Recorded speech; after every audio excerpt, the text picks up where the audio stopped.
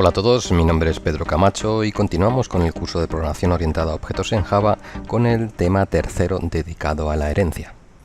En este vídeo vamos a ver cómo podemos adaptar lo heredado, el tema de la redefinición y el operador de super en una nueva posibilidad que nos va a ofrecer. Todo esto lo vamos a ver con ejemplos y también hablaremos del nivel de protección protected propio de la herencia. La herencia en sí no sería tan interesante si no fuera por la posibilidad de adaptar en el descendiente los miembros heredados, es decir, los atributos y los métodos. Hay dos posibilidades en los descendientes. La primera ya la conocemos, la adición. El descendiente puede añadir nuevos atributos y métodos que se suman a los recibidos a través de la herencia. Esto, bueno, pues es lo habitual y ya lo hemos hecho. Y la redefinición. Es posible redefinir la implementación de un método heredado para adaptarlo a las características de la clase descendiente. También es posible cambiar el tipo de un atributo heredado. La redefinición se realiza en Java definiendo nuevamente el método en el descendiente. Las clases descendientes, TP-reloj, TP-ejecución y TP-aviso, van a cambiar la implementación de ejecutar tarea, heredada de tarea periódica, para adaptarlas a sus necesidades. En el paquete paso 3 de nuestro código de herencia podemos ver inicialmente pues, la clase tarea periódica, que tiene aquí sus atributos, y también el método ejecutar tarea. Este método va a ser redefinido en sus descendientes, así que empezamos por TP-aviso y vemos este método redefinido. Es el mismo método, tiene que llamarse exactamente igual. Java pone la arroba notation, la Java notation de override sobre estos métodos redefinidos, y en el margen izquierdo, si os fijáis ahí, aparece un triangulito verde. Si pulsamos sobre el propio triangulito y nos fijamos ahí que pone override paso 3, punto tarea periódica, punto ejecutar tarea, nos va a llevar directamente a al método original. Esto también sucede en TP ejecución.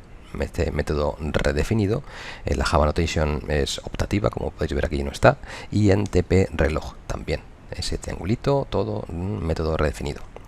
En el main, que está en app-gestor-tareas, si lo ejecutamos, bueno, pues nos encontraremos con una pequeña sorpresa. Transcurridos los 5 segundos de ejecución, vamos a dejar pasar esos 5 segundos, podéis ver en la consola cómo se van ejecutando los mensajes y finalmente pues nos aparece nuestra calculadora.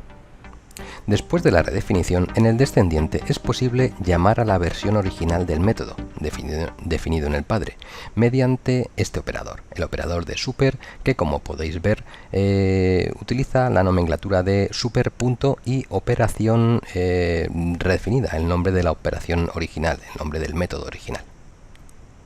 En el siguiente ejemplo se han redefinido métodos en las clases C y D de la jerarquía que venimos trabajando. Del mismo modo, en esas clases se han creado otros métodos alternativos para poder utilizar el código original, gracias a la utilidad del operador super.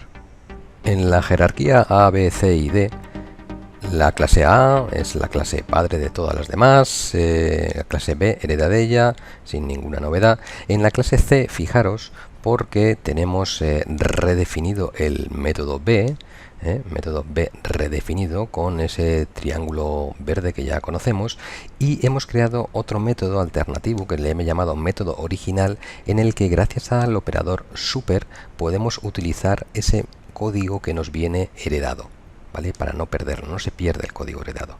En el método D, en la clase D, perdón, hemos hecho algo parecido. Tenemos el método A, que ha sido redefinido aquí, y el método A original gracias a la utilización del operador super.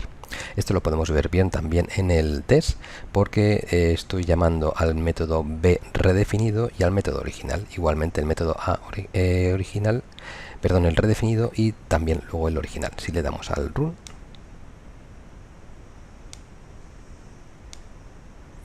veis que aparecen aquí el método redefinido y el método B original.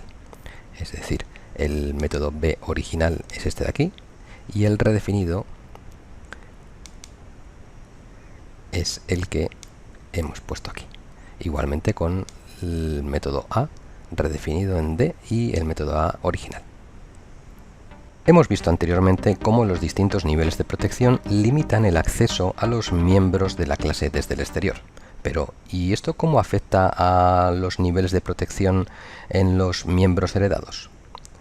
Bueno, pues todo lo que sea público es accesible desde los descendientes y se hereda también como público. Los miembros, atributos o métodos privados no son accesibles desde los descendientes. Y los atributos o métodos default con nivel de acceso de paquete son accesibles desde los descendientes siempre y cuando pertenezcan al mismo paquete que el ascendiente. Se heredan con el mismo nivel de protección.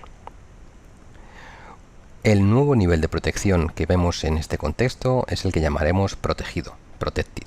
Un miembro protegido es accesible únicamente desde los descendientes.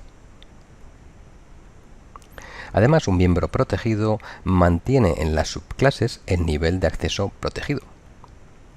Recordemos la imagen de los niveles de protección que ya vimos al comienzo de la programación orientada a objetos. Como podéis ver, en la fila de Protected vemos una X que aparece tanto, pues que es accesible dentro de la misma clase, que esto por supuesto se puede acceder siempre cuando estamos programando una clase, otra clase del mismo paquete también, y en una subclase de otro paquete también es posible. Esto es lo que nos aporta el nivel Protected, que es el perfecto cuando queremos que nuestros descendientes puedan acceder a los atributos, habitualmente a los atributos de los declarados en los padres. Hasta el paso 2, los atributos de la clase tarea periódica eran accesibles desde tpreloj, tepejecución y tepeaviso porque pertenecían al mismo paquete, es decir, eran clases amigas. A partir del paso 3, los atributos de tarea periódica ya se han puesto como protected para permitir el acceso a los atributos únicamente desde los descendientes, evitando que el resto de clases, incluyendo las clases amigas que estuvieran dentro del mismo paquete, puedan acceder a estos atributos. Y esto es lo que se debe de hacer. Vamos a verlo en el código. Bueno, hacer hincapié en que en tarea periódica ahora todos sus atributos son protected y esto pues hace que solo los descendientes puedan utilizarlos libremente. Es decir, que si yo me voy a cualquiera de sus descendientes, por ejemplo en tepeaviso, y pues yo podría poner en cualquier lugar del código, yo podría poner un dis punto y veremos que ahí aparecen activa, periodo seg y última en amarillo y son accesibles, ¿vale?